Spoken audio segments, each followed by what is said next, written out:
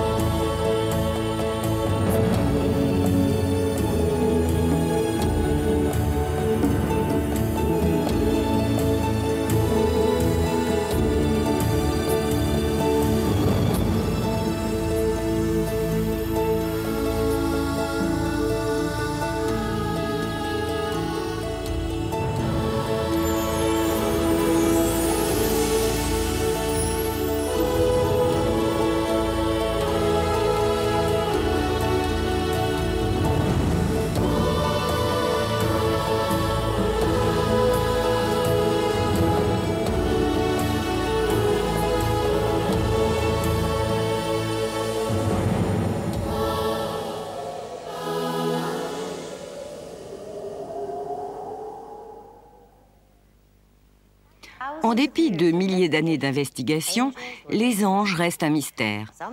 Pour certains, ils ne sont qu'un fruit de notre imagination, mais pour un grand nombre d'entre nous, ils sont bien réels. Je fais partie de ces millions de gens qui s'y intéressent de près. Tableaux, sculptures, bijoux, livres, calendriers, tout prouve que l'intérêt qu'on leur porte ne cesse de croître. Une chanson sur 10 contient le mot « ange ». Aujourd'hui, ils sont plus nombreux qu'ils ne l'ont jamais été dans l'histoire à dire avoir eu un contact direct avec des anges. Et leur vie en a été transformée.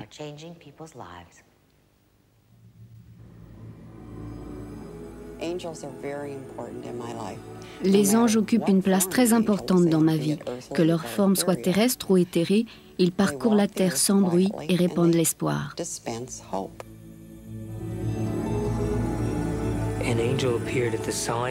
Un ange est apparu à mon chevet.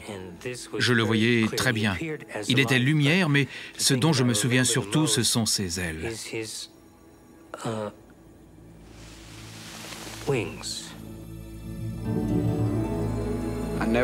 La religion, ça n'a jamais été mon truc. Mais ça ne fait aucun doute, c'était un ange. J'étais en larmes et tout à coup j'ai senti une main sur mon front et j'ai entendu « Ne t'inquiète pas, Hélène ». Et j'ai su que j'étais en présence d'un ange. J'allais mourir, je tremblais de fièvre, puis la fièvre est tombée et j'ai entendu une voix « N'aie crainte car je suis toujours avec toi ».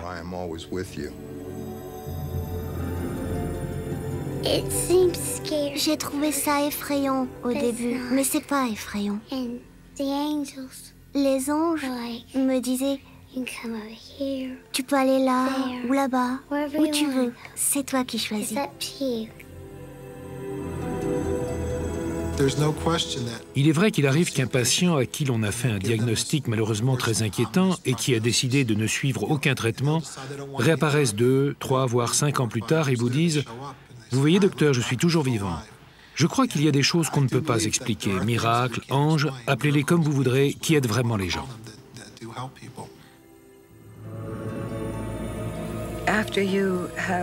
Lorsque vous avez connu un ange, lorsqu'un ange vous a sauvé la vie, que vous avez regardé un ange dans les yeux,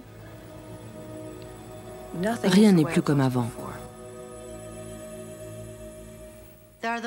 Certains disent que les anges délivrent des messages concernant l'avenir. Parfois, ces prédictions apportent la joie et le bonheur, parfois la tragédie et le désespoir.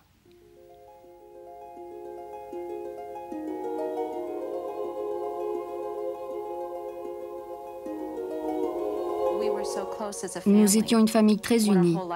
Notre vie entière reposait sur la famille. Et la perte d'un élément de celle-ci nous avait accablés de douleur. Le 18 août 1982, le malheur frappe la famille Moore lorsque Tara, leur fille de 15 ans, meurt dans un accident de la route près de leur domicile à Laguna Hills, en Californie. Mais les Moore expliquent que cette tragédie leur avait été prédite par plusieurs messages adressés par des anges. 2 ou 3 mois avant l'accident, j'ai dit « Notre vie va changer ». Je ne savais pas au juste ce que je voulais dire, mais c'est l'impression que j'avais. Sandy et Kirk Moore ont remarqué que leur fille a changé plusieurs semaines avant l'accident. Elle s'était soudain passionnée pour les anges. Elle avait acheté un livre sur les anges et c'était devenu sa Bible. Elle l'emportait partout, nous l'avons toujours. Il est tout corné. Il contient ce qu'elle écrivait à ses anges. Nous avons découvert dans ses cahiers d'école qu'elle leur posait des questions.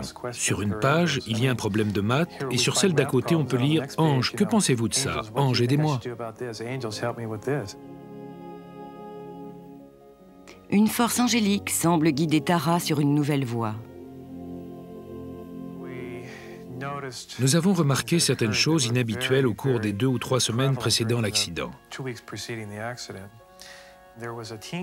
Tara était partie dans un camp d'adolescents avec sa petite sœur Dina.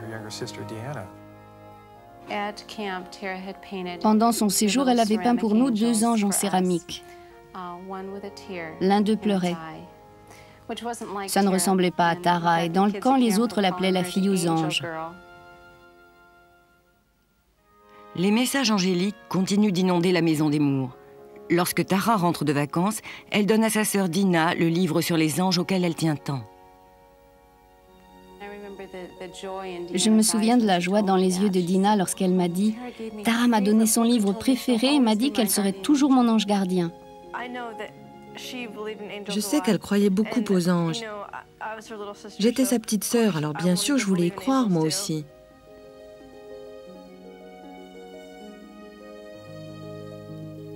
À ce moment-là, les parents de Tara n'ont pas conscience que les anges sont autant d'indices sur le destin de leur fille, destin qui leur sera dévoilé 2 jours plus tard. Elle avait fait des burritos pour ses amis et sa sœur Dina. C'était une soirée entre filles. Elle m'a regardée. Ses amis étaient assis autour de la table et elle m'a demandé « Quand on a fini son travail dans cette vie, est-ce qu'on peut partir pour travailler dans une vie supérieure ?» Je me souviens qu'elle m'a regardé droit dans les yeux, avec insistance.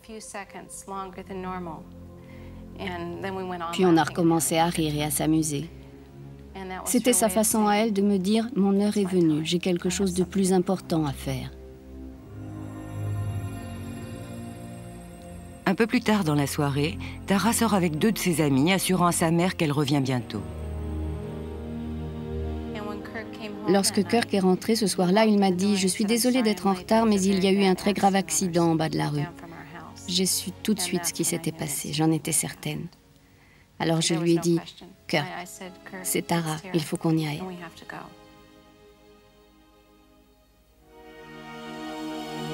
Le véhicule que conduit l'ami de Tara heurte un camion garé sur le bord d'une route mal éclairée. Ses 2 amis en réchappent, mais pas Tara.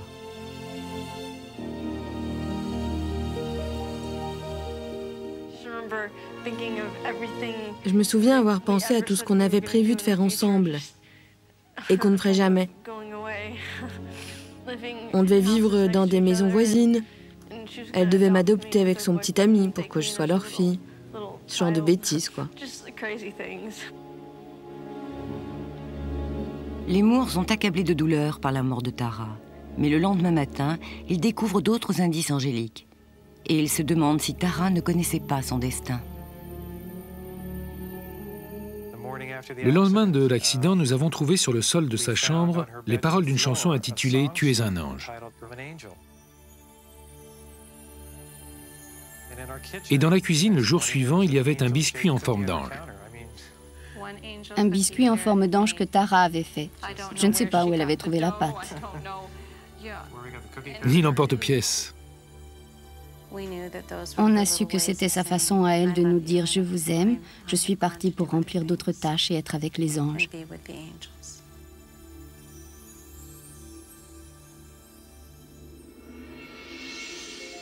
Pour les Moore, Tara sera toujours la petite fille pleine de vie qui chantait, dansait et remplissait leur vie de joie. Aujourd'hui, dans la souffrance et le chagrin, ils ont reçu le réconfort des anges de Tara.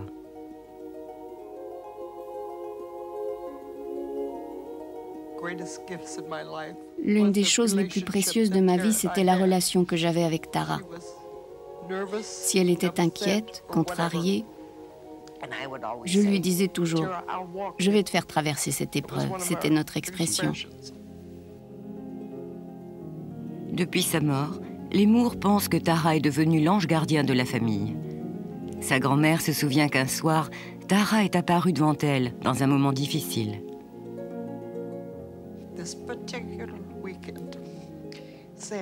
Ce week-end-là, Sandy, Dina et Kirk étaient partis à Arrowhead. Ça devait faire 2 heures qu'ils auraient dû être de retour et j'étais morte d'inquiétude. J'ai levé les yeux et j'ai vu Tara, vêtue de l'une de ses robes que j'aimais beaucoup. Et elle m'a dit « Je suis venue pour te faire traverser cette épreuve. Ils vont arriver. » Ensuite, j'ai entendu un bruissement et elle a disparu. À travers la mort de Tara, les anges ont changé la vie des Moore à tout jamais. Nous avons tellement été touchés par tous les signes angéliques que Tara nous avait laissés qu'ils sont devenus le centre de notre vie.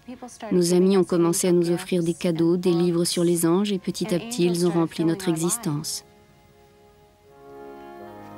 Les Moore comprennent que les anges présents dans leur vie sont un signe. Sandy et Kirk abandonnent leur carrière et mettant tous leurs espoirs dans les anges, ouvrent une boutique en l'honneur de leur fille, les Anges de Tara.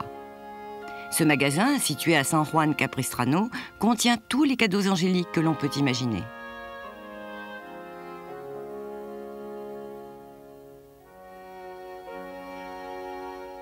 Nous voulions garder l'amour et la mémoire de Tara vivants. Sa mort aurait été absurde si nous n'étions pas parvenus à renverser la situation et à la positiver. Avec la boutique, nous pensons y avoir réussi. Les gens qui viennent nous disent qu'ils s'y sentent bien.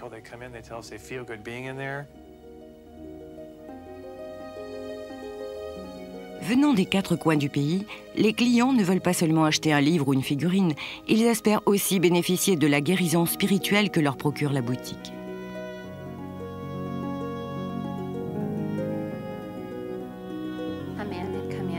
Un homme est entré, il venait de perdre sa femme.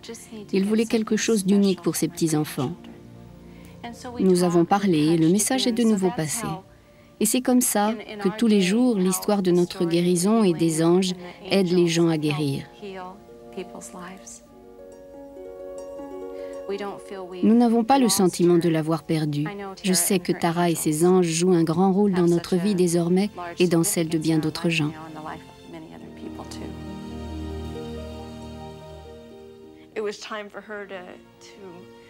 Son heure était venue d'avoir une autre existence dans une sphère supérieure. Les cendres de Tara ont été répandues dans la mer, près d'un endroit où je fais du surf. Et lorsque je surfe là-bas, je me sens en communion. Je sais très bien qu'il y a des anges là-haut qui font du surf avec moi. Ma planche est assez longue pour accueillir un ange.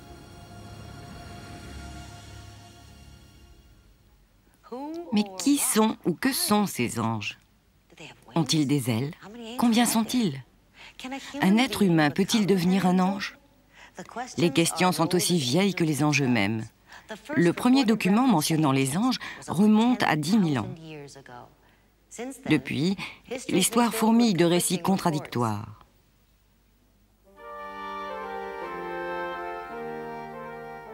Le mot « ange » signifie « messager de Dieu », un lien nécessaire entre l'homme et son Créateur. Dieu est trop imposant, trop puissant, trop écrasant pour apparaître en personne.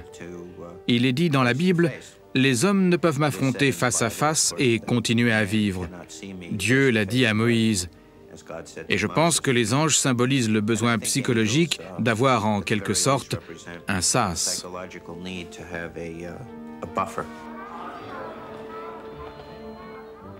Dans toutes les grandes religions, les anges ont un rôle important.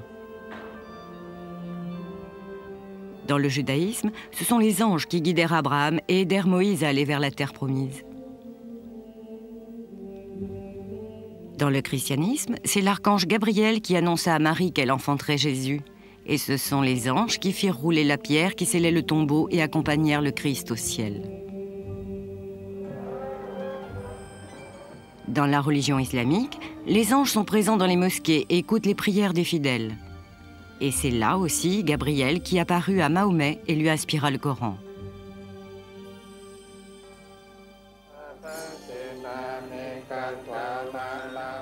Les religions orientales ont également un élément angélique. Il existe des personnages angéliques dans le bouddhisme. Et je dirais que la plupart des religions ont des personnages plus ou moins extraterrestres.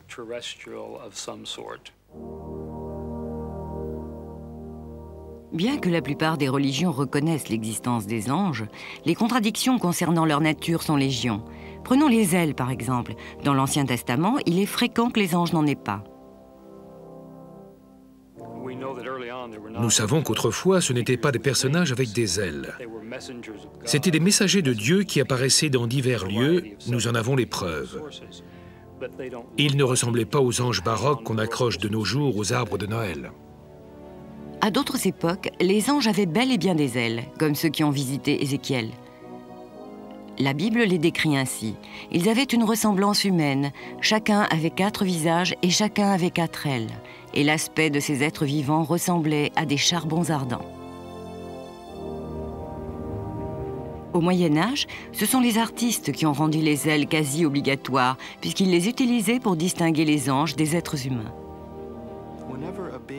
Quand un être a des ailes, ce n'est pas la peine d'être un spécialiste du cerveau pour comprendre que celle-ci suggère l'envol, la capacité à voler, à évoluer dans les airs, à être au-dessus du sol sur lequel nous vivons. On peut dire que l'ange transcende la vie ordinaire. C'est un personnage important. Autre mystère, le nombre d'anges. Les textes anciens parlaient de plusieurs centaines, mais dès le Moyen-Âge, certains théologiens donnèrent un chiffre exact. 301 655 722. Mais on se demandait aussi combien d'anges pouvaient tenir dans une tête d'épingle. Ils n'avaient tout simplement jamais vu d'ange, alors ils théorisaient. Et ils rivalisaient. C'était à celui qui formulerait la théorie la plus imaginative. Aujourd'hui encore, on se demande si le nombre d'anges augmente, si vous et moi pouvons espérer en devenir un. Certains disent que oui. Peut-être nous transformons-nous en anges après notre mort, après plusieurs vies, plusieurs morts. Nous ne savons pas ce qui se passe de l'autre côté. Beaucoup disent que les hommes se transforment en anges. Nous n'en savons rien. Mais les théologiens, s'appuyant sur les Écritures, disent que nous ne pouvons devenir des anges. Les hommes ne deviennent pas des anges. Et les anges ne deviennent pas des hommes. Car les anges appartiennent à la hiérarchie de Dieu. Ils sont surnaturels. Ils ne sont pas un prolongement de la condition humaine. Ils ont été créés par Dieu dans l'intérêt de la condition humaine. Pour essayer de créer un ordre dans le monde des anges, les théologiens du Moyen-Âge créèrent le concept des 9 cœurs d'anges ordonnés en cercle concentrique autour du trône de Dieu. Vous avez au centre les séraphins incorruptibles dont l'essence est l'amour, les chérubins dont l'essence est le savoir, puis des couches successives jusqu'aux troupes de choc qui se trouvent à la périphérie, près du mal et des hommes qui sont les pécheurs de ce monde cosmique, les archanges et des anges. On pensait que les anges surveillaient les rouages de l'univers. Il y avait des anges pour tout, les saisons, les planètes, la poésie, l'insomnie. Cette idée fut largement acceptée jusqu'au XIVe siècle, lorsque plusieurs événements vinrent porter atteinte à la crédibilité des anges.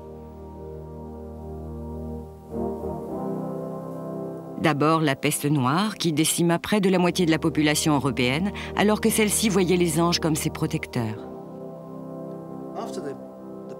Après que la peste eut complètement décimé l'Europe et que ses habitants eurent commencé à se remettre, ils se fichèrent complètement des anges qui s'étaient révélés parfaitement inutiles.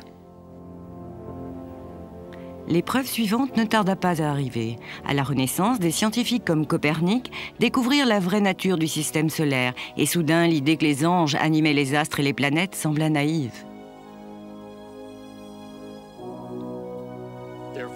Et donc le doute est apparu et persiste. Parce que plus nous en apprenons sur ce que nous pensions être régi par une puissance mystérieuse ou divine, plus nous pouvons expliquer ces choses de façon scientifique, plus nous avons du mal à croire aux anges.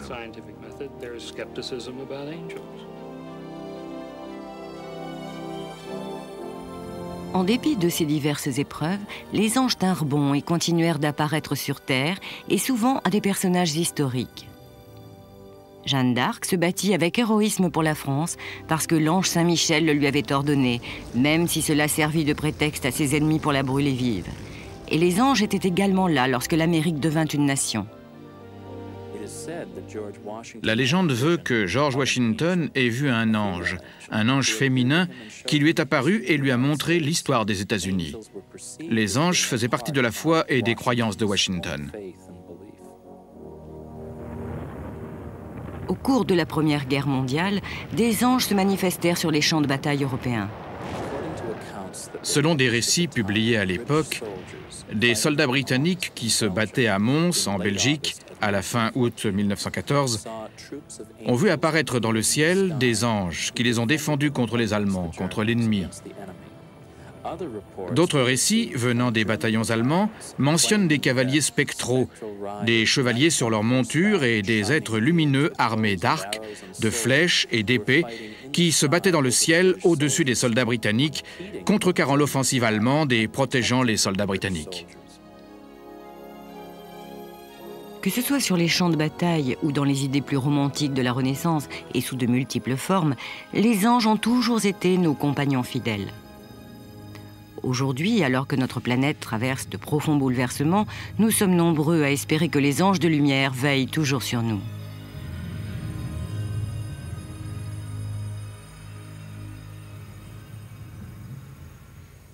Plus la science a expliqué notre univers, plus le rôle des anges dans notre vie a diminué. Pourtant, malgré toutes les découvertes, ils continuent de nous fasciner plus que jamais. Les anges gardiens peuvent apparaître de différentes façons. Ils peuvent revêtir la forme d'un rêve, d'un sentiment et parfois même d'une voix. Ils peuvent nous guider ou nous sauver la vie, mais seulement si nous les écoutons.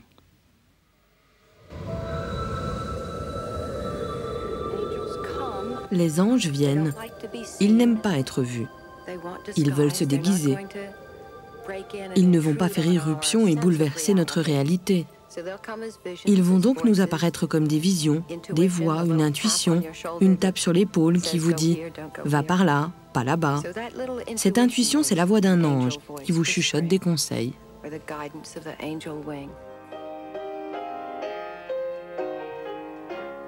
La chanteuse Becky Hobbs insuffle du courage à son public, mais la voix qui lui a sauvé la vie en 1986 était celle de son ange gardien. J'ai commencé à avoir des prémonitions quelques semaines avant Noël. J'allais avoir un grave accident de la route. Ces prémonitions me venaient dès que je commençais à m'endormir. Tout à coup, boum, j'étais prise dans l'accident.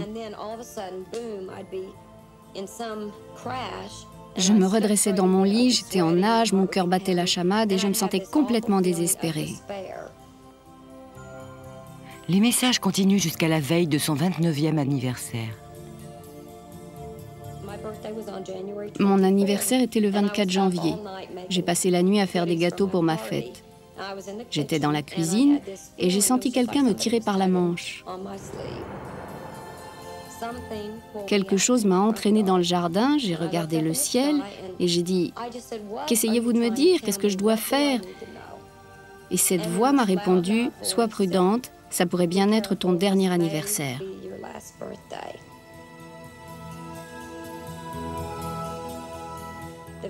Le jour suivant, le 25 janvier, je suis montée dans ma camionnette avec mon groupe et on est allé à Albertville en Alabama. On y a donné un concert le soir au profit de la police.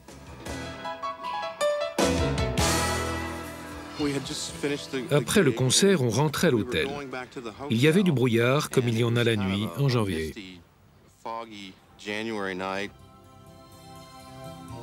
C'est un trajet comme les autres, jusqu'à ce que Becky entende la voix qu'elle a entendue la veille.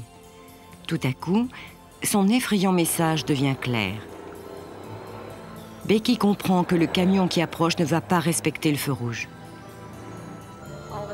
Tout à coup, je me suis dit, voilà ce qu'ils ont essayé de me dire hier soir. Et de nouveau, l'angoisse m'a envahie.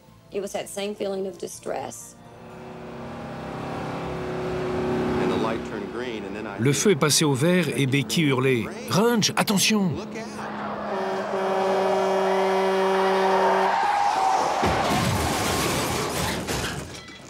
On a été touché à l'avant-gauche du véhicule, autrement dit une partie solide. Par contre, une seconde plus tard, on aurait été touché sur le côté. La police nous a dit qu'on avait eu de la chance, parce qu'une seconde plus tard, on aurait tous été tués.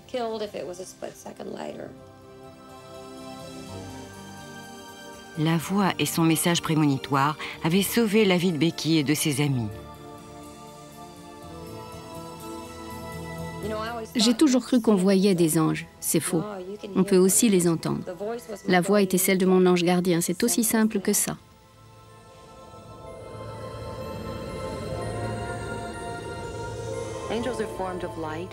Les anges sont faits de lumière et ils peuvent prendre toutes les formes qu'ils veulent. Ils peuvent être hommes ou femmes, grands ou petits. Ils peuvent être des enfants, ils peuvent être gigantesques. Et quand ils viennent, ils vous transforment. C'est un moment d'une puissance inouïe que vous porterez en vous jusqu'à la fin de vos jours.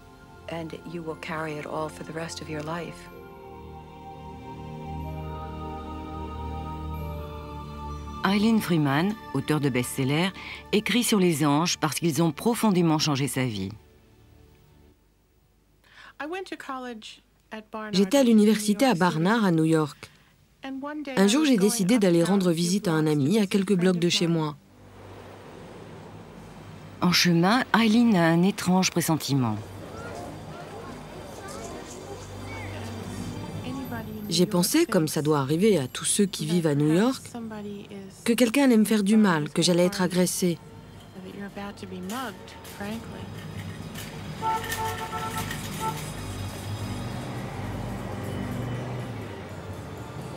Au moment où elle arrive chez son amie, quelque chose d'étrange se produit. J'ai senti une main sur mon épaule me retenir. Je me suis retournée rapidement, mais il n'y avait personne. Je me suis dit que j'avais dû rêver, que ce devait être une contraction musculaire.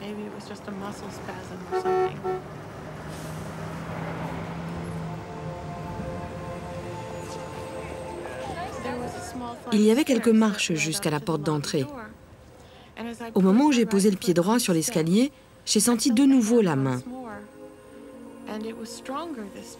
Elle m'a tiré plus fort cette fois-ci. Elle m'a littéralement tiré en arrière. Et en même temps, j'ai entendu une voix me dire « Ce ne serait pas prudent d'entrer maintenant. »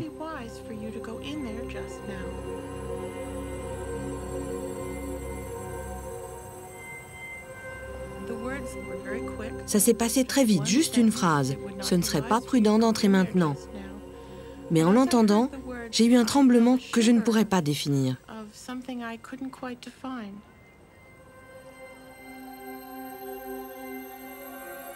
Effrayée, Eileen traverse la rue et se réfugie dans une église. Elle s'assoit pour essayer de comprendre ce qui vient de se passer.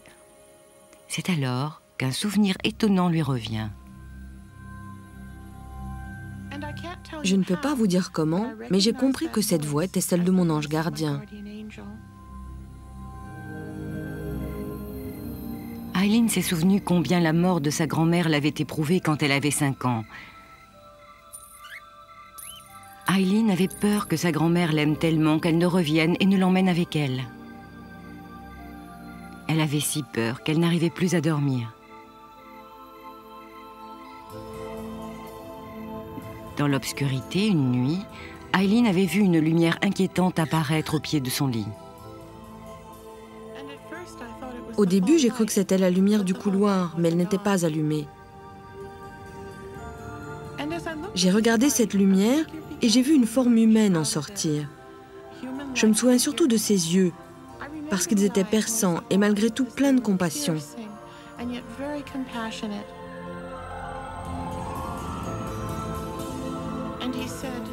Et cette forme m'a dit « N'aie pas peur, Eileen. Ta grand-mère est heureuse au ciel avec les gens qu'elle aime. » Et j'ai dit « Qui êtes-vous » Il a répondu « Je suis ton ange gardien, mon enfant. N'oublie jamais, il n'y a pas de quoi avoir peur. » Et la peur m'a quittée pendant qu'il me parlait.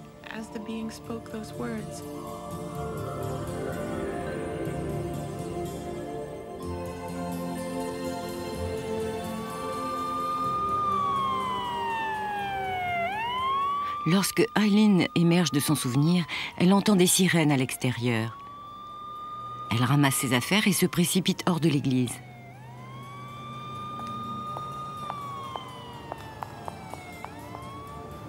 Dans la rue, Eileen est ébahie de voir devant l'immeuble de son amie des voitures de police et des ambulances.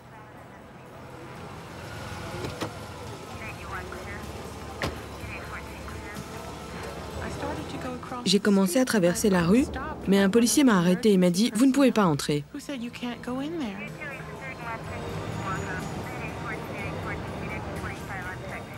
Eileen apprendra plus tard que quelques instants après que l'ange l'ait détournée de son chemin, une femme a été assassinée dans l'ascenseur de l'immeuble.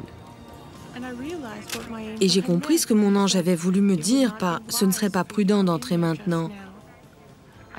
Je ne l'avais pas vu. En fait, je ne l'ai jamais revu comme je l'avais vu quand j'étais enfant. Mais je sais que c'était sa voix. C'est là que j'ai compris qu'il m'avait sauvé la vie.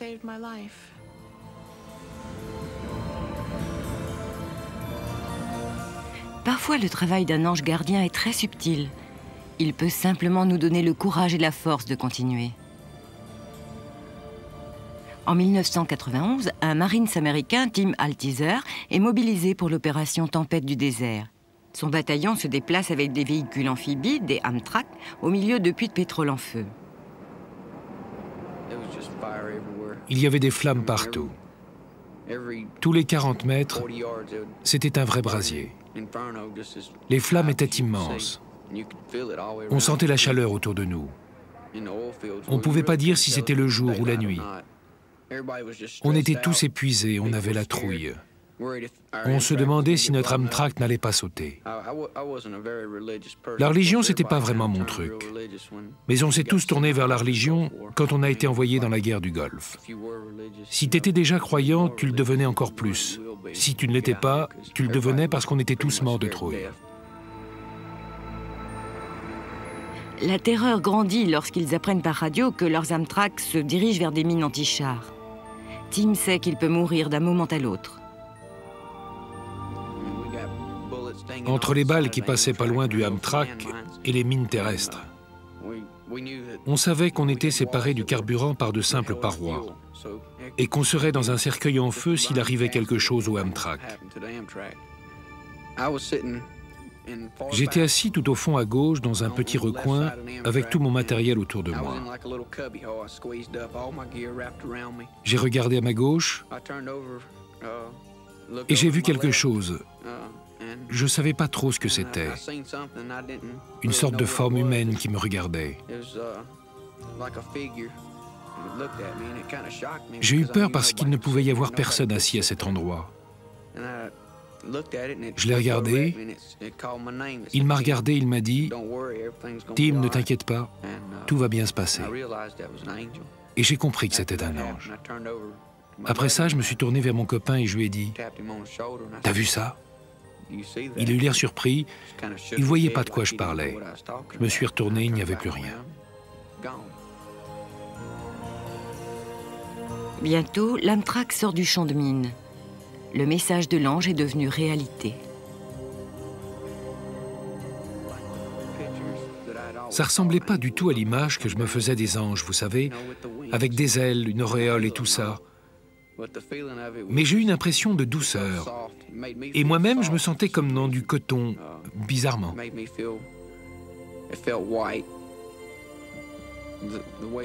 Tout était moelleux, comme de la guimauve, comme si j'étais dans du coton.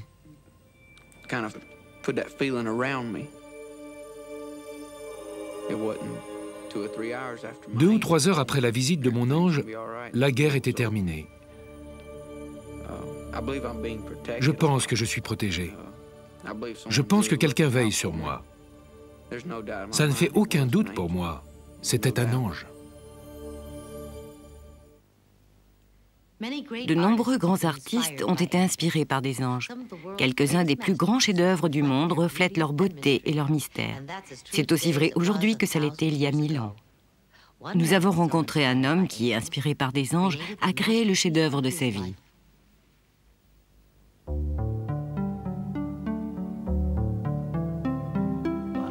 Je ne crois pas avoir été un élu. Je pense que les anges choisissent certaines personnes lorsqu'elles traversent une période de désespoir.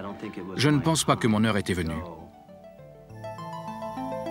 L'artiste Andy Lackey avait vécu dangereusement jusqu'au jour où des anges sont venus le sauver. Avant ma rencontre avec les anges, j'étais représentant. Je me droguais, mais je savais que j'allais avoir des ennuis parce qu'il arrivait que la drogue passe avant mes factures et ça commençait à me faire peur.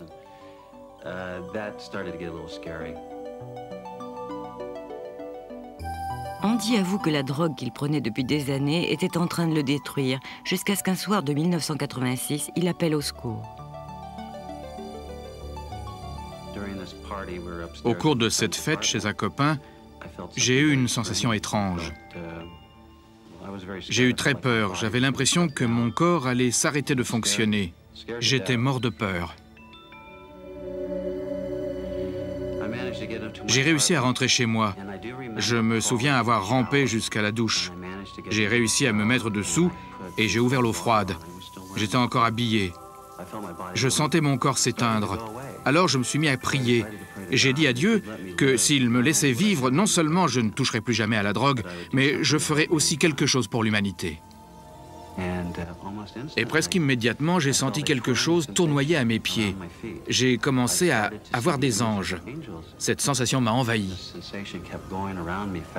Les anges sont venus vers moi, ont mis leurs bras autour de moi et m'ont protégé. J'étais pas en train d'halluciner, j'avais l'impression que mon corps mourait. Et au fur et à mesure que les anges enveloppaient mes pieds, ma poitrine, j'étais envahi par un sentiment de paix.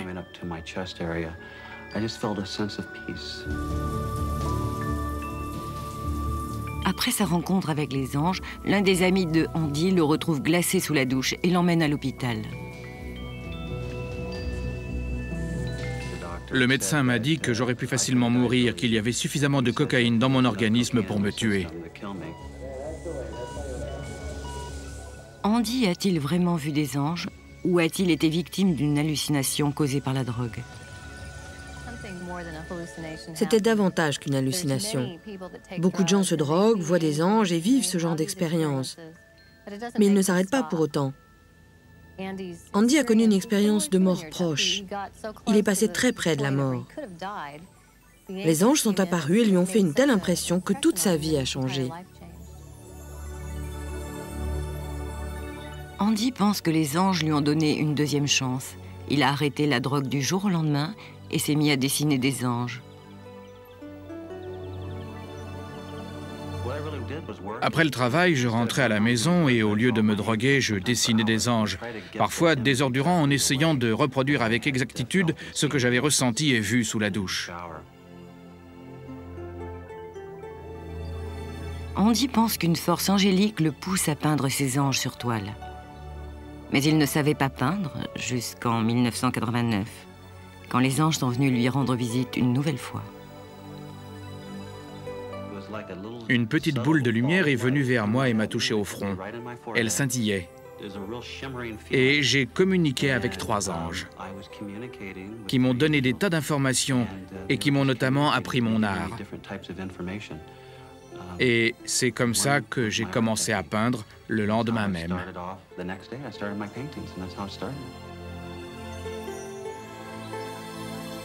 Avant de disparaître dans les nuages, les 3 anges annoncent à Andy qu'ils lui rendront de nouveau visite en l'an 2000. D'ici là, il devra avoir peint 2000 anges représentant chaque année depuis la naissance du Christ. Ce qu'ils m'ont dit, même si ce n'était pas avec des mots, c'est « peins et nous nous occupons du reste. Tu as une mission à remplir. » Andy ne sait pas quelle est sa mission, mais il quitte son travail et comme par miracle, il se met à peindre sur toile des anges en 3 dimensions. Ce sont les anges qui m'ont transmis l'art de peindre. J'ai compris comment utiliser la peinture grâce à cette rencontre avec les anges et pour que celle-ci soit éternelle. Les critiques d'art et la presse finissent par entendre parler des tableaux d'Andy, dont on dit qu'ils renferment des symboles et des messages secrets sur des surfaces rendues durables. J'ai dit à Andy, ces tableaux sont très intéressants, est-ce que je peux les toucher? Puis je l'ai regardé et je lui ai dit, vous devriez peindre pour les aveugles, pas seulement pour les voyants, car on peut comprendre le message de vos tableaux par la vue, mais aussi par le toucher. C'est à ce moment-là qu'Andy comprend ce que les anges attendent de lui. Il y a eu un déclic. Ma mission était d'arrêter la drogue et de faire quelque chose pour l'humanité. Alors je me suis dit que j'allais faire don de mes tableaux pour les enfants. Depuis, des centaines de bienfaiteurs ont acheté des tableaux d'Andy au profit des aveugles. Stevie Wonder et Ray Charles font partie des donateurs. La première personne qui a répondu, c'est le pape. Et il m'a dit qu'il serait honoré d'avoir un de mes anges au Vatican. Andy pense que les anges lui ont offert la vie, alors en retour, il offre son art.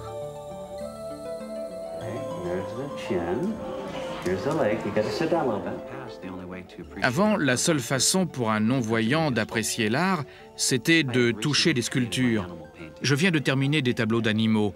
Être avec ces petits-enfants aveugles, être témoin de l'amour des parents, de celui des enfants, et voir qu'en plus ils aiment mes tableaux, ça a donné une autre dimension à ma vie.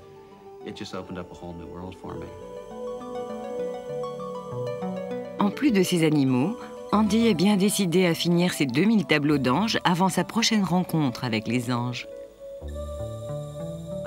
Je sais que ce sera en l'an 2000. Je dois attendre jusqu'en 1999. Quand j'aurai fini mes 2000 tableaux, on sera le 31 décembre 1999. À minuit, je mettrai la dernière touche à mon dernier ange, le 2000e.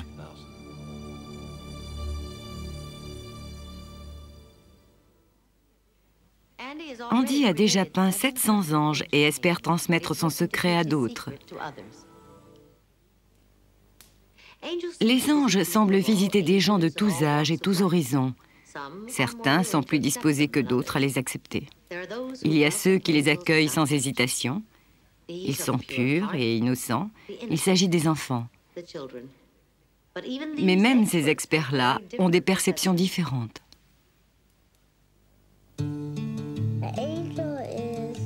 Un ange, c'est quelqu'un qui vole. Les anges existent dans toutes les couleurs. On peut les toucher, mais on passe à travers. Il y en a des noirs, il y en a des blancs. Ils sont censés être beaux, parfaits et pleins de couleurs. Il y en a des rouges. Ils sont comme l'air et la lumière. Si on leur donne un coup de pied, ça leur fait pas mal. Ils seront furieux, mais ça leur fera pas mal. On ne peut pas voir les anges, mais on sait qu'ils sont là. Ils aident les nouveaux anges. Je crois qu'ils aident les anges qui viennent de sortir des morts. Les anges, c'est des esprits qui vous aident. C'est comme quand on fait visiter l'école à un nouveau. Ils viennent pas sur Terre, sauf s'ils sont en mission. Ils vous aident à réfléchir, à faire ce qu'il faut. Si vous êtes blessé ou si vous allez mourir, un ange viendra peut-être vous aider. Chez la plupart des enfants, ces créatures capricieuses ne font que nourrir une imagination débordante. Mais chez d'autres, ce sont des messagers qui ont la réponse à des questions très adultes. Mallory Shreves souffrait d'un cancer incurable. Elle n'avait que 9 ans et avait peur de mourir.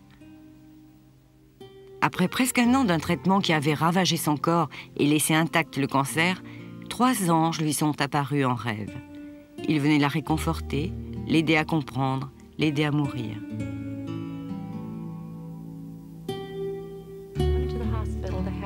Elle est entrée à l'hôpital pour subir une chimiothérapie. La nuit précédente, elle a fait son premier rêve et elle a dit qu'elle avait rêvé de 3 anges qui étaient venus la voir. Elle nous a dit qu'ils l'avaient emmenée en voyage pour visiter le ciel. Quand elle m'a raconté ça, je me suis demandé si c'était vrai. Mais en l'écoutant, j'ai compris que c'était vrai.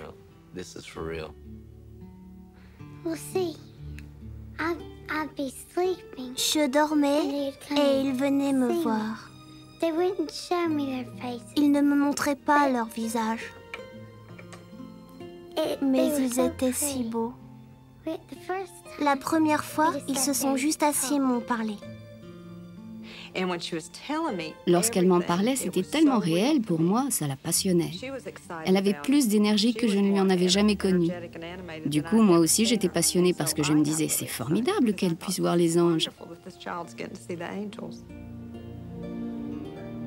Il y avait un ange blanc. Il portait une robe blanche. Ses ailes étaient si belles. Et on pouvait arracher une plume, puis une autre, et encore une autre. Et elles repoussaient, comme si on les avait pas touchées. Elles étaient magiques. Et c'était vraiment super, parce que maman m'a dit que quand je partirais, je n'aurais pas besoin de m'inquiéter pour mes ailes. Elles pousseraient toutes seules. J'ai trouvé ça effrayant au début, mais c'est pas effrayant. It seems scary at first, but it's not. Really isn't. Elle m'a raconté qu'il l'avait emmenée et posée sur un nuage. Il lui avait dit de ne pas avoir peur, qu'il l'aimait et qu'elle ne serait pas malade au ciel, qu'elle pourrait vivre éternellement là-bas et que tout ce qu'elle aimait ici, elle le retrouverait là-bas.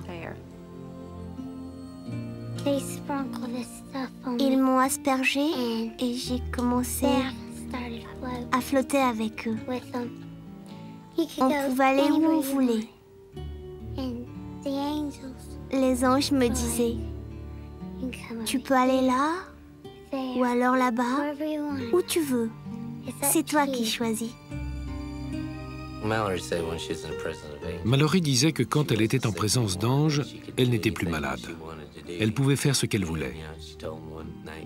Un soir, elle leur a dit qu'elle voulait danser, et elle nous a raconté qu'elle avait dansé, dansé, dansé. Ils l'ont emmenée dans les nuages et je lui ai demandé c'était comment. Elle m'a répondu, c'était moelleux, merveilleux, et ils avaient le goût de tout ce que je voulais. Ils me laissaient essayer les nuages, les goûter. Ils avaient le goût de ce que je voulais. Par exemple, si je voulais de la banane, je disais, je voudrais que ça ait le goût de la banane. Ils me disaient, c'est ce que tu veux? Je disais oui. Je goûtais, ça avait le goût de la banane. Si je voulais le goût d'une glace, je l'avais. Et je pouvais avoir tous les mélanges que je voulais. C'était super. You can mix it whatever you want. It's neat.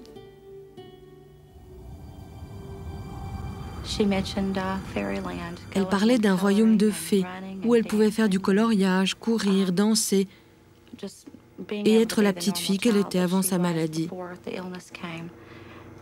C'est ce qui la rendait vraiment heureuse, je crois. Ça lui a vraiment prouvé qu'autre chose l'attendait, qu'il n'y avait pas que la mort.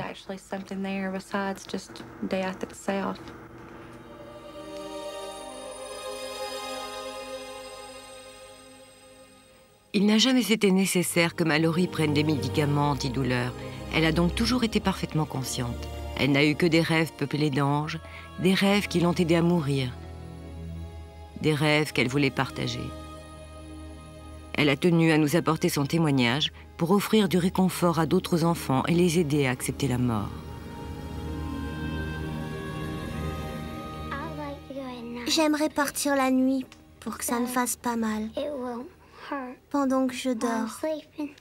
Mais si je pars dans la journée, j'aimerais dire au revoir à ma maman, à mes frères, à mes sœurs et à papa avant de partir.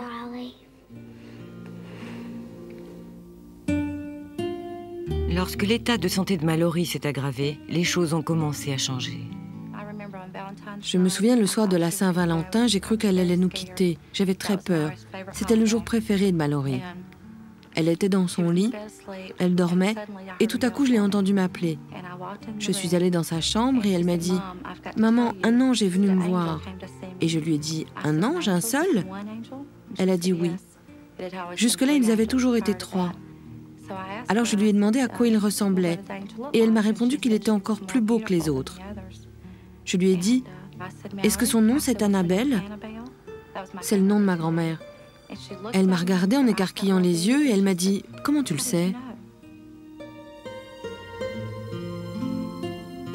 Le 19 février 1994, 5 jours après la visite d'Annabelle, l'ange, Mallory est entrée dans le coma. Elle s'est éteinte 24 heures plus tard.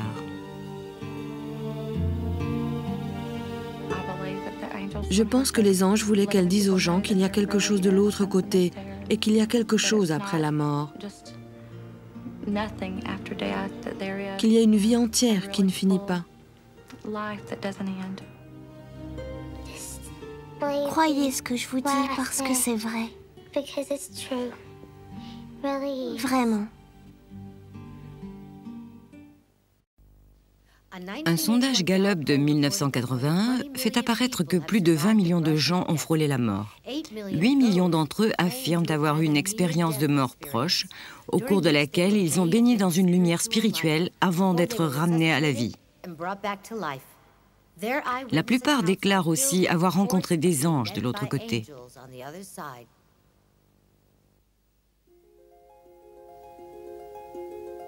Bizarrement, ceux qui ont survécu à ces expériences de mort proche font des récits étonnamment similaires du voyage qui a suivi leur mort clinique. Ils racontent qu'ils ont vu leur corps par-dessus les médecins qui tentaient l'impossible pour les sauver. Puis dans l'obscurité qui a suivi, ils ont traversé un long tunnel au bout duquel brillait une lumière vive. Ils ont entendu une musique merveilleuse, le bruit du vent, et ils ont goûté une paix profonde. Le docteur Raymond Moody, considéré comme le spécialiste du phénomène de l'expérience de mort proche depuis l'apparition de son livre « La vie après la vie » en 1970, nous parle d'une autre similitude frappante. Très souvent, lors de ces expériences, ils rencontrent un être divin ou angélique. Cet être peut leur donner un choix. Vous pouvez retourner vers la vie que vous meniez ou vous pouvez poursuivre cette expérience. Il est intéressant de constater qu'ils disent tous que si ça n'avait tenu qu'à eux, ils seraient restés. Ils auraient préféré rester avec cette lumière et cet amour formidable. Mais ils ont choisi de revenir parce qu'en général, ils avaient de jeunes enfants à élever. C'est le cas de Robert Turner, architecte et marathonien, qui a rencontré son ange gardien après être entré au service des urgences d'un hôpital du Massachusetts où les médecins n'ont pu que constater son décès. C'était par une journée de grande chaleur, le 20 juillet 1970 à 2 heures de l'après-midi. Je crois qu'il faisait près de 37 degrés. La course avait commencé à 14h15. J'ai couru les 2 premiers kilomètres très vite. Je savais que ça n'allait pas, j'avais la bouche complètement sèche. Je ne transpirais plus. Assez vite, tous les autres coureurs ont disparu, puis je n'ai plus rien vu. J'ai continué la course, pratiquement inconscient. Robert s'écroule sur la ligne d'arrivée, au pied de sa femme et de ses 2 jeunes enfants. Il est transporté jusqu'à une voiture et emmené à l'hôpital le plus proche. Malgré les tentatives de réanimation d'un policier, Robert n'a plus de pouls. Je savais qu'il était mort. Je les ai entendus dire « son cœur ne bat plus ». Et quand il est arrivé aux urgences, il ne respirait plus. J'ai regardé le moniteur cardiaque et j'ai vu qu'il était plat. Je savais que mon cœur s'était arrêté de battre et que j'allais sans doute mourir. Et j'ai ressenti une unité que je n'avais jamais ressentie jusque-là. Je faisais partie des gens dans la pièce, mais aussi de l'univers entier. Et je suis parti pour ce voyage merveilleux avec mon ange, qui sera toujours avec moi et marchera toujours à ma gauche.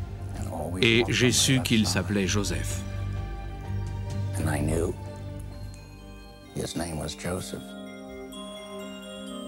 Pendant que le corps de Robert est dans le coma à l'hôpital, son esprit parcourt une forêt merveilleuse baignée d'une étonnante lumière.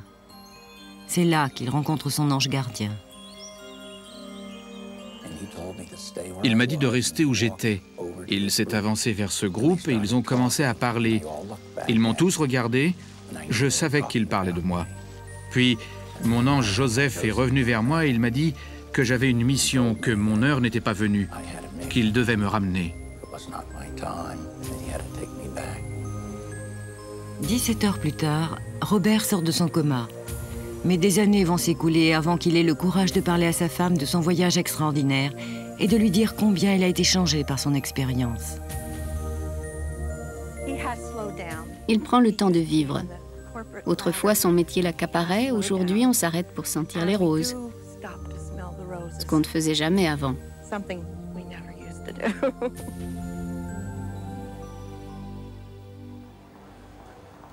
Le docteur Melvin Morse, pédiatre et auteur du best-seller Closer to the Light, plus près de la lumière, fait autorité dans le domaine des enfants et des expériences de mort proche.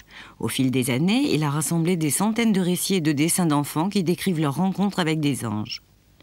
L'une des histoires les plus étonnantes est celle de Jamie Huntinen, qui à l'âge de 5 ans est admise au service des urgences alors que son cœur a cessé de battre. Jamie est passé aussi près de la mort que l'on peut aller, tout en ayant encore une chance d'être réanimée avec la technologie d'aujourd'hui. 10 minutes de plus et elle mourrait. Elle a été amenée dans notre service de traumatologie. On l'a tout de suite mise sous perfusion et placée sous oxygène. Puis son cœur s'est arrêté et on lui a fait une réanimation cardio-pulmonaire. En d'autres termes, elle était cliniquement morte.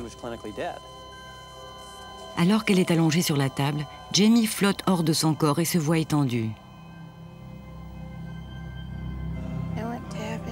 Je suis allée au ciel, j'ai vu Dieu et des anges. Dieu m'a parlé. Il m'a dit que mon heure n'était pas venue de mourir. Et il m'a annoncé que ma mère allait avoir un bébé et que je devais repartir et aider ma mère avec mon petit frère. Puis je suis rentrée de nouveau dans mon corps. Je me suis réveillée, j'étais en soins intensifs.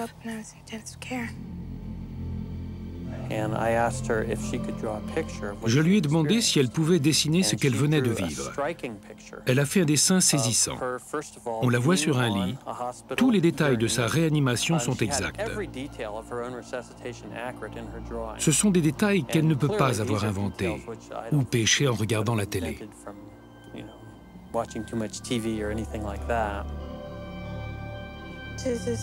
Là, c'est quand ils essaient de me réanimer. Et là, c'est quand je flotte. Et ça, c'est Dieu et les 3 anges. Ça lui a apporté une confirmation. Maintenant, elle sait que ce qui lui est arrivé était réel et elle partage ça avec d'autres enfants qui sont gravement malades ou qui vont mourir du cancer ou de maladies incurables. Elle les rassure sur la mort.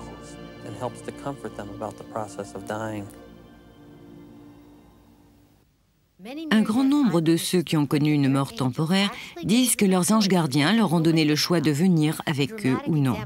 C'est le cas de Ron Kennedy, un médecin de San Francisco, qui a survécu après avoir été sauvagement poignardé plus de 13 fois.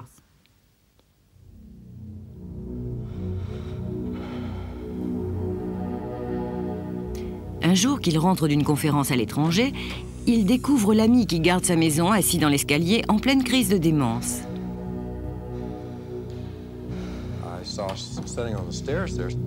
J'ai vu mon ami Abdul assis dans l'escalier. Je lui avais demandé de garder la maison pendant mon absence. J'ai vu des perles de sueur sur son front et je lui ai dit « Ça va ?» Il s'est mis à hurler à plein poumon. Je n'avais pas remarqué qu'il tenait une raquette de tennis dans la main droite.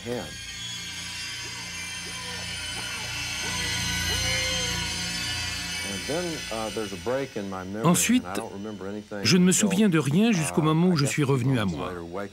Et là, j'ai vu qu'il brandissait un poignard et j'ai compris que je n'avais aucune chance, qu'il avait le dessus et que j'allais mourir.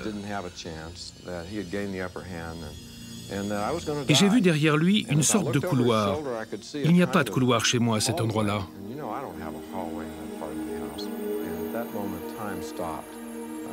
Là, le temps s'est arrêté.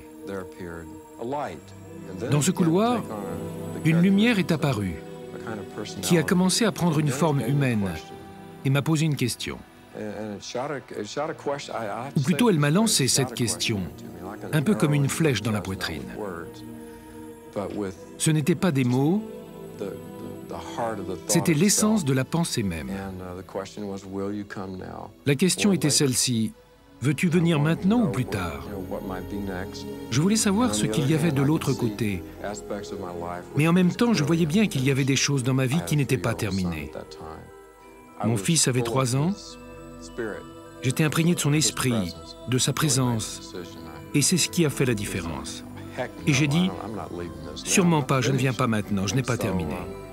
J'ai répondu à la question de façon aussi directe qu'elle m'avait été posée et je suis resté.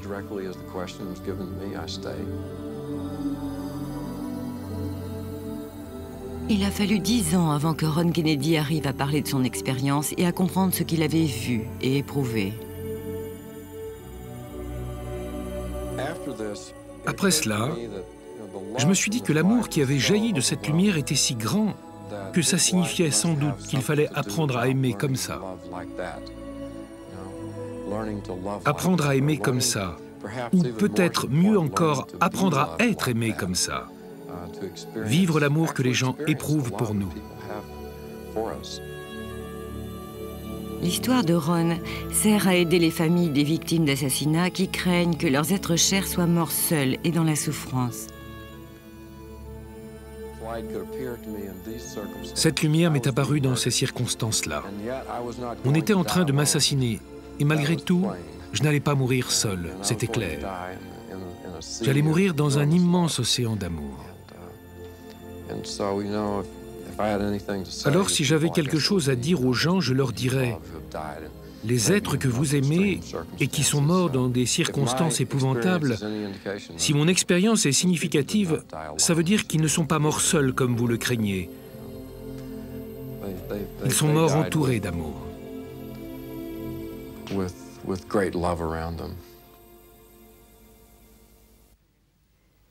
Il arrive souvent que la médecine d'aujourd'hui ne puisse expliquer une guérison spontanée. Beaucoup pensent que les anges rendent visite aux malades et aux mourants pour sauver une vie ou accomplir un miracle.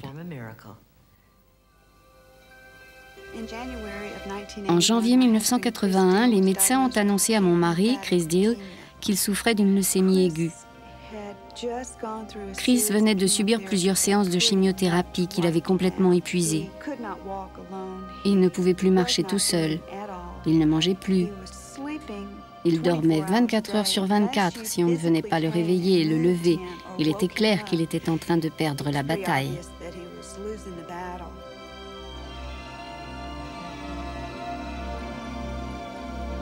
Melissa dort toujours sur un lit d'appoint à quelques centimètres de Chris.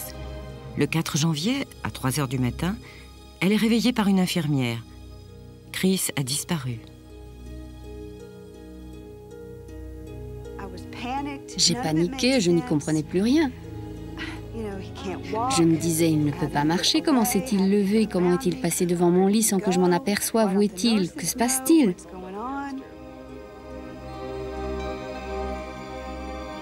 C'est alors que Melissa remarque une lueur derrière une porte au bout du couloir. Elle ouvre la porte et découvre Chris. Et dans un coin de la pièce se trouve un personnage étrange. Sa peau était si blanche, elle était presque transparente. Je n'en revenais pas de la couleur de ses yeux. Ils étaient d'un bleu si clair. Il avait l'air d'un adolescent, mais il émanait de lui une telle sagesse. J'ai vu qu'il portait une chemise de flanelle, des jeans et des bottes. Chris était musicien et il s'habillait souvent comme ça. Je pense qu'il s'était habillé comme ça pour que Chris se sente à l'aise.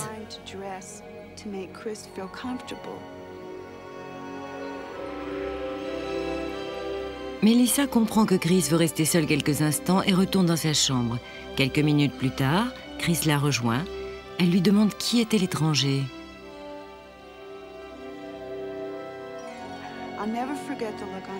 Je n'oublierai jamais son visage. Il avait l'air de me dire « Tu ne vas pas croire ce que je vais te dire ».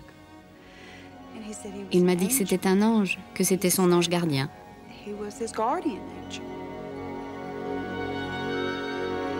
Après la visite de l'ange, Chris est rajeuni.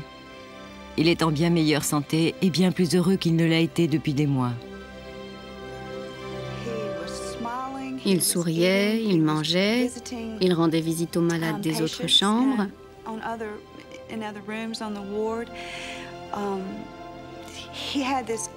Il avait une énergie incroyable.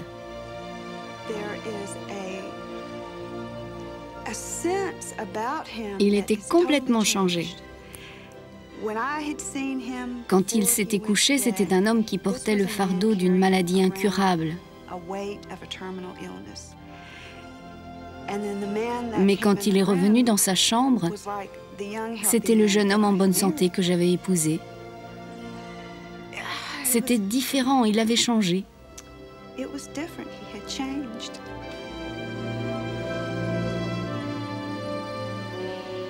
Les 2 jours suivants sont pleins de joie, mais le 3e, Chris perd son combat. Il s'éteint paisiblement avec Melissa à ses côtés.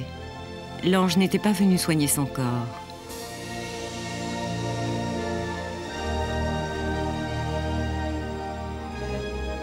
La plupart des gens pensent que lorsqu'ils voient un ange, cela veut dire que s'ils sont malades, ils vont être guéris.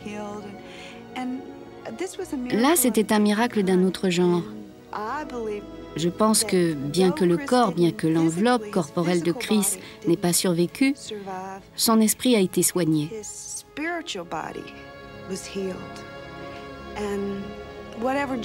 Et quel que soit le voyage ou l'aventure dans laquelle il s'est embarqué, je pense que lorsqu'il est parti, il était fort et il était prêt.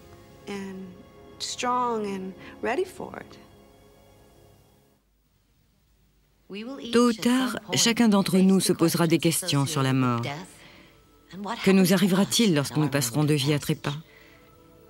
La seule chose que nous puissions espérer, c'est que lorsque notre heure sera venue, un ange sera là pour nous épauler et nous accompagner. Certains pensent que nous vivons dans un monde où se côtoient le bien et le mal, et que chacun a son ange. Les anges déchus représentent le mal. Beaucoup pensent que sans lui, le bien n'existerait pas.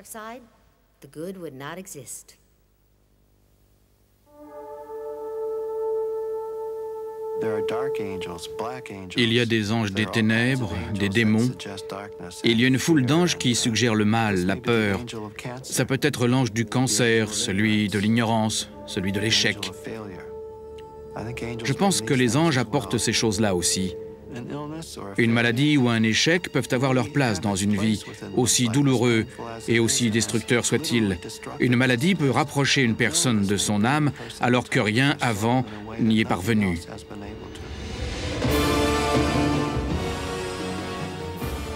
Douleur, souffrance sont quelques-uns des visages que peuvent prendre les démons dans notre monde. Pour beaucoup, ce sont les visages du mal, et certains pensent que le mal fait plus que montrer son visage, qu'il a sa vie propre.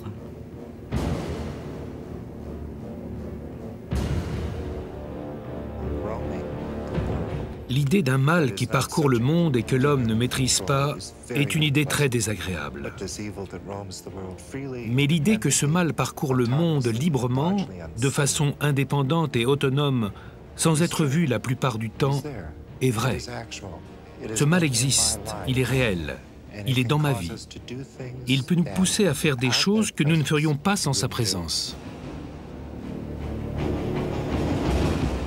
Tout au long de l'histoire, l'homme a été tourmenté par la présence de ces démons. Pour les catholiques, l'ange suprême du mal, c'est le diable. En tant qu'être angélique, Lucifer, qui est le nom véritable donné au diable, fut créé dans le bien et dans la beauté avec son libre arbitre. Quand Dieu dévoila son dessein aux anges, ils eurent le choix d'obéir et de faire partie du dessein de Dieu. Lucifer désapprouva et dit « Je ne servirai pas ». C'est à ce moment qu'il fut banni du ciel. L'archange Michel expulsa Lucifer du ciel et ce dernier partit avec un tiers des anges de Dieu. La façon la plus terrifiante dont se manifeste un démon est lorsqu'il entre dans le corps d'une personne et en devient maître. Des récits de ce phénomène extraordinaire parsèment l'histoire. Les chrétiens parlent de possession diabolique. Une affaire récente concerne un enfant de 5 ans. Il faut le vivre. Les gens refusent d'y croire. C'était un enfant né de parents catholiques irlandais. Il avait acquis une force démesurée. Les parents l'avaient attaché à leur lit, et bien qu'il soit très lourd, l'enfant réussissait à le soulever d'une seule main. Il a commencé à avoir un comportement de plus en plus étrange, et notamment à prononcer des phrases incompréhensibles. Les parents ont d'abord pris ça pour du charabia, mais on a fini par comprendre que c'était de l'hébreu ancien. On a traduit ce qu'il disait, et il s'agissait d'obscénité et de malédictions, des malédictions épouvantables. Que faire?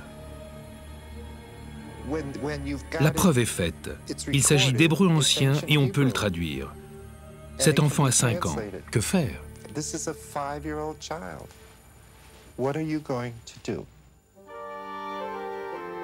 Dans la religion catholique, en dernier recours, on se tourne vers le vieux rite de l'exorcisme. Si les forces de la lumière semblent être plus actives de nos jours, les forces des ténèbres le sont également.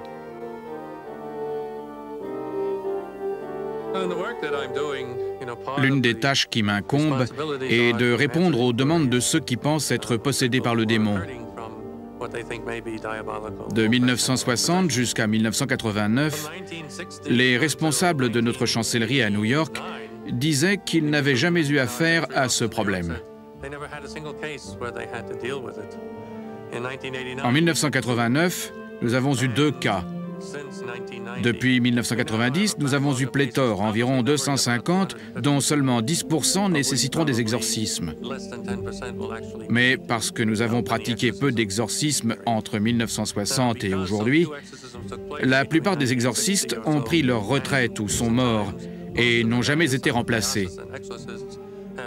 Alors, à l'heure actuelle, on a un problème de pénurie d'exorcistes.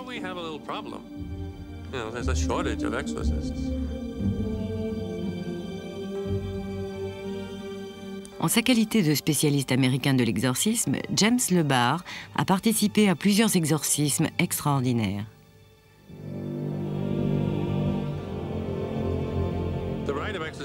Le rite d'exorcisme est au fond une cérémonie très simple, mais elle peut prendre beaucoup de temps. Ça consiste à célébrer la messe, puis à prier selon un rite datant de 1614.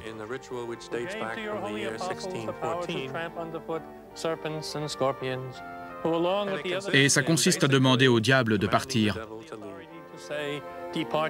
Et par la puissance de qui Satan est tombé du ciel comme la foudre. J'en appelle à votre nom, dans la peur et en tremblant, pour vous demander de m'accorder à moi, votre serviteur indigne, votre pardon pour tous mes péchés et une foi inébranlable, et les pouvoirs supportés par votre bras puissant pour affronter avec confiance et résolution ce cruel démon. il y a un combat permanent entre les forces du bien et du mal. Et les épreuves qui surgissent, qui sont difficiles, mauvaises, les désastres, etc., sont une occasion pour ceux qui ont la foi de s'élever au-dessus et de devenir ainsi meilleurs, parce qu'ils ont rencontré le mal.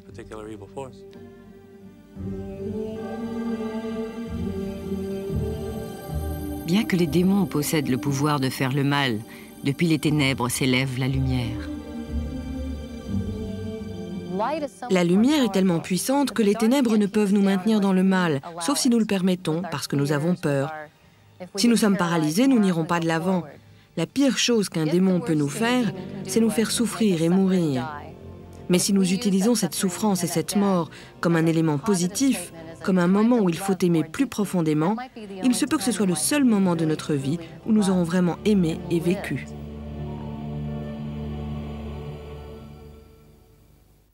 Aussi puissants et vivants que les anges puissent paraître, tout le monde n'est pas convaincu de leur existence. On trouve de nombreux sceptiques dans la communauté scientifique, notamment dans la profession médicale.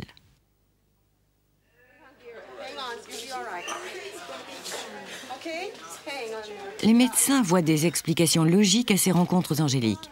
L'une de leurs théories est que les expériences de mort proche sont provoquées par des substances chimiques appelées des endorphines.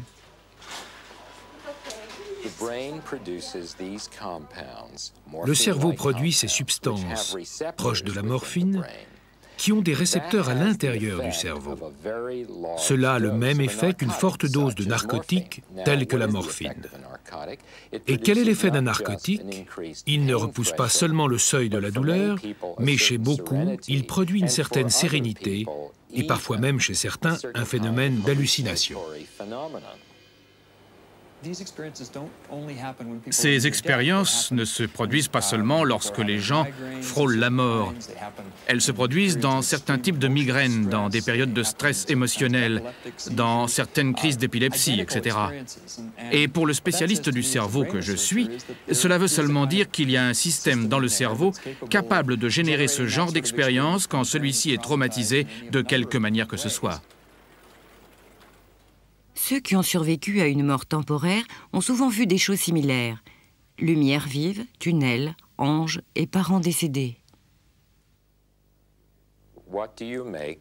Que faites-vous de la lumière vive, des parents décédés, des tunnels? Ce que je dis, c'est que lorsque j'étais enfant, tout le monde disait que quand on mourait, on allait au ciel, qu'il y avait une lumière vive, qu'on retrouvait des parents décédés et qu'il pouvait y avoir Dieu avec sa longue barbe. En d'autres termes, nous avons été conditionnés, en tout cas dans nos sociétés occidentales où l'on raconte ces histoires. Nous avons été conditionnés à penser que c'est à ça que ressemble le ciel. Et donc, si nous avons des hallucinations, nous voyons au fond ce que nous espérions voir. The type we will have will be the type we hope for. Mais d'autres chercheurs disent que de nombreuses expériences de mort proche ne peuvent s'expliquer ainsi. Il est un fait que tout ce que nous vivons a forcément un fond biologique. Mais je ne crois pas que ça s'arrête là. Par exemple, un grand pourcentage de ceux qui ont eu une expérience de mort proche ont ressenti une grande paix intérieure. Puis ils ont quitté leur corps et tout à coup ils se sont retrouvés ailleurs. Ils ont pu voir ce que leur famille faisait chez eux, par exemple. Et lorsqu'on interroge la famille, par la suite, on obtient confirmation. La personne a effectivement vu ce qui se passait ailleurs. Les chercheurs affirment qu'environ 5% de la population peut être considérée comme sujette à des visions. Des psychiatres affirment que le système de classification du cerveau a parfois du mal à distinguer la réalité de l'imagination. Une expérience peut être classée au mauvais endroit. Et ainsi, quelque chose d'imaginaire peut devenir réalité. Et dans les cas que vous décrivez, c'est une explication possible du phénomène. En psychiatrie, nous appelons ça une pensée magique.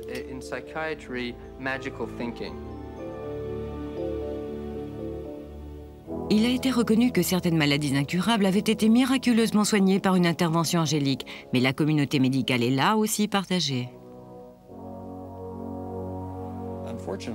Malheureusement, il n'existe aucune preuve que des guérisons miraculeuses se produisent plus fréquemment que les guérisons spontanées prévues par nos chiffres. Et dans ces cas-là, c'est seulement votre système de défense immunitaire qui s'interpose. Ça n'a rien de surnaturel.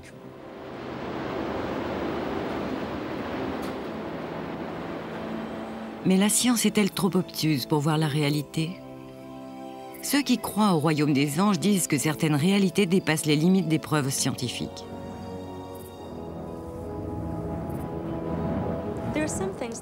Il y a des choses qui ne seront jamais prouvées scientifiquement. Ça ne veut pas dire qu'elles ne sont pas scientifiques, mais ça signifie qu'elles renferment une vérité psychique, qu'elles tiennent debout et n'ont pas besoin d'être validées. Prenez cette lumière que les gens voient et qui tout à coup les change complètement. Ils sont transformés, leur vie a changé de façon positive. Il n'est pas besoin de preuves scientifiques pour savoir que quelque chose de remarquable s'est passé. Beaucoup de choses réelles ne peuvent pas être mesurées. L'amour est bien réel, mais on ne peut pas le mesurer, du moins je l'espère. On ne peut pas le mettre sous un oscilloscope ou un quelconque instrument. Et pourtant, il est bel et bien réel. On le sent, et c'est quelque chose d'important dans notre vie. Et donc, en ce sens, les anges sont très réels. Ce sont des substances, mais ils sont différents du monde des substances tel que nous le concevons. Les scientifiques disent qu'il est pratiquement impossible de réfuter l'existence des anges, mais que leur travail est d'être sceptiques. Il y a beaucoup de choses dont les gens ont affirmé l'existence à un moment donné et qui sont possibles en théorie, mais fortement improbables. Et il incombe à la personne d'apporter la preuve que quelque chose existe, et non à la science de réfuter son existence, parce qu'on ne peut jamais réfuter l'existence de quoi que ce soit. Rien ne doit être interprété pour exclure Dieu, les anges ou quoi que ce soit d'autre. Je dis simplement qu'il y a une bonne explication médicale ou physiologique ou clinique. Je ne dis pas que ce n'est pas Dieu ou les anges. Je dis qu'il est assez peu probable que ce soit Dieu ou les anges, ou que les gens voient vraiment des anges. Pour autant que l'on sache, il n'y a pas d'anges, mais il y a un Dieu. Et Dieu a créé les endorphines et veut que nous les ayons. Et il rend les choses plus faciles en nous montrant des anges.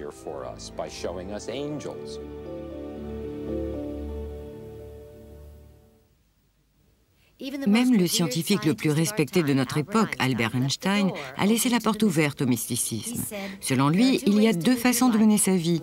La première, comme si rien ne tenait de miracle, et la seconde, comme si tout tenait du miracle. Dans les années 50, peu de gens parlent ouvertement de leurs expériences spirituelles. Mais à Las Vegas, au Nevada, vit un homme qui a le courage d'ouvrir son esprit, de faire confiance à son instinct. Il comprend que les anges peuvent revêtir différentes formes et qu'il a été choisi pour servir d'ange gardien à ses concitoyens.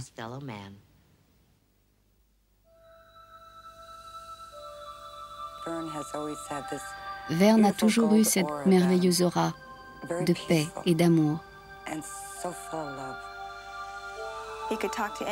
Il pouvait parler à tout le monde. Sa voix chaleureuse attirait les gens. Tout ce qu'il voulait, c'était lui parler.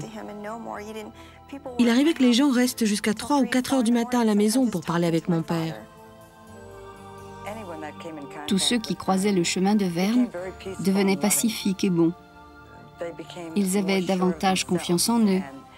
C'est ce qui leur donnait cette certitude qu'ils pouvaient réussir tout ce qu'ils entreprenaient. Même lorsqu'il n'est encore qu'un jeune homme dans les années 50, Verne Vollstich a une présence exceptionnelle. Il avait un feu intérieur, une sorte de lumière exceptionnelle qui émanait de lui.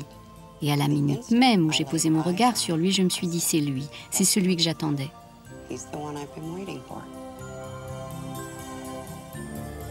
Policier de métier, Verne aide les anges à atteindre leur but sur Terre. Il reçoit des messages urgents lui disant comment sauver des gens qui se trouvent en danger de mort.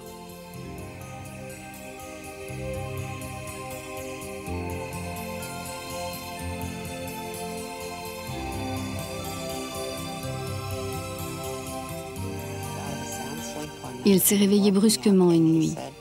Il m'a réveillée Il a dit le nom de quelqu'un et il a ajouté « Il va essayer de se tuer ». Il a dit « Je ne peux pas aller vers lui, car il n'en est pas conscient. Il faut que j'attende qu'il vienne vers moi. Et j'espère que ce sera bientôt. »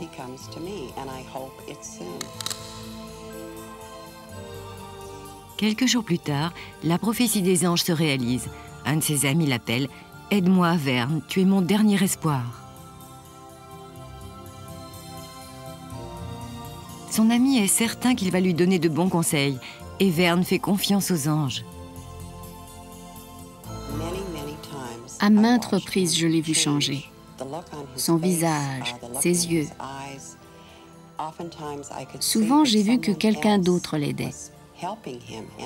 Quelqu'un qui parlait à travers lui, le guidait, l'aidait à toujours poser les bonnes questions. Vern l'a vu 3 fois et a réussi à le calmer. Et il est toujours parmi nous. Cet homme est toujours en vie.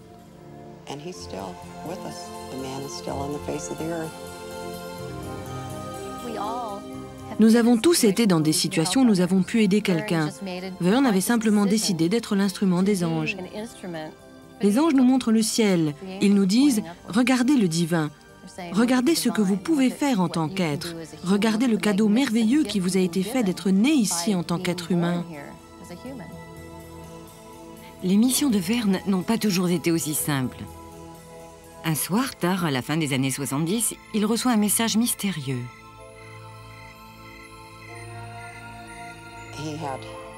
Son ange s'est adressé à lui directement en lui disant « Cherche le garçon avec la rose ». Au bout de quelques jours, il n'allait pas bien parce qu'il n'avait pas trouvé le garçon à la rose. Je pense qu'il s'attendait à trouver un garçon au coin d'une rue ou devant la maison avec une rose à la main. Le jour suivant, Vern décide de déjeuner dans un café où il n'est pas allé depuis des années. Il s'installe au comptoir, à côté d'un jeune homme maussade. Peu après qu'il ait engagé la conversation, le jeune homme a tendu le bras pour attraper son verre d'eau. Et Vern a remarqué qu'il avait une rose tatouée sur le bras. Et il s'est dit « Je l'ai trouvé. J'ai trouvé le garçon à la rose. » Vern a essayé d'en savoir plus sur lui, mais le jeune homme n'a pas apprécié, s'est montré plutôt grossier. Et finalement, il lui a dit « C'est quoi votre problème, monsieur? Vous n'êtes pas un peu cinglé ?» Vern a répondu « C'est pas la première fois qu'on me traite de cinglé, mais j'ai été envoyé ici pour t'aider. » Déprimé, incompris par ses parents, le jeune homme confie à Vern qu'il veut mettre fin à ses jours. Vern l'écoute calmement, puis il le surprend en lui parlant de sa théorie sur la réincarnation. Alors il a fait part au garçon à la rose de sa théorie sur la vie, à savoir qu'avant de venir à la vie, on choisit ses parents, on choisit la situation qui vous aidera le mieux à accomplir votre mission. Plus Vern parlait, plus les yeux du garçon s'écarquillaient. À un moment, le jeune homme a dit « Je ne sais pas si vous êtes cinglé ou pas, mais je vois que ça vous tient à cœur. » Et c'est à ce moment-là que tout a basculé. Ce n'était pas tant ce que Vern disait, c'était plutôt que ça lui tenait à cœur. Espérant que le garçon a pris un nouveau départ, Vern le regarde s'éloigner et ne le reverra jamais.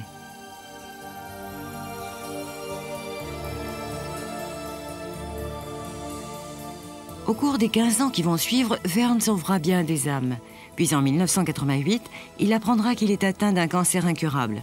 Quelques mois plus tard, il mourra à l'âge de 63 ans. À son enterrement, des étrangers s'avanceront pour parler à sa veuve, Cathy.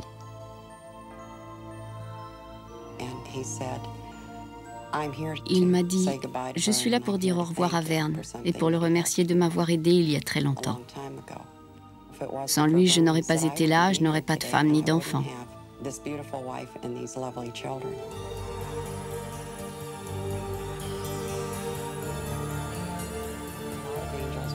Il y a beaucoup d'anges sur cette terre, et Vern en est un aux yeux de ce garçon à la rose et de beaucoup d'autres.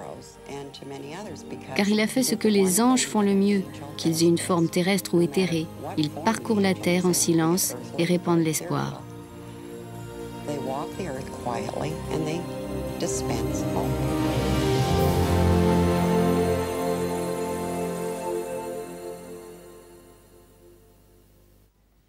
Lorsqu'on souffre, le moindre contact chaleureux peut faire la différence entre l'espoir et le désespoir. Le sourire d'un étranger peut apaiser la tourmente dans nos cœurs. Comme nous connaissons bien, mais oublions vite le pouvoir de guérison de la gentillesse. Pour toutes ces vies qui ont été touchées par des anges, il n'est besoin d'aucune preuve. Pour ceux qui ne croient pas à l'existence des anges, il est impossible d'apporter des preuves. Les anges restent donc ce qu'ils sont depuis la nuit des temps, un mystère sujet à controverse.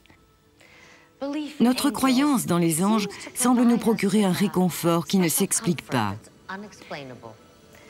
Est-ce une promesse de quelque chose de plus, ou peut-être tout simplement notre plus grand désir ?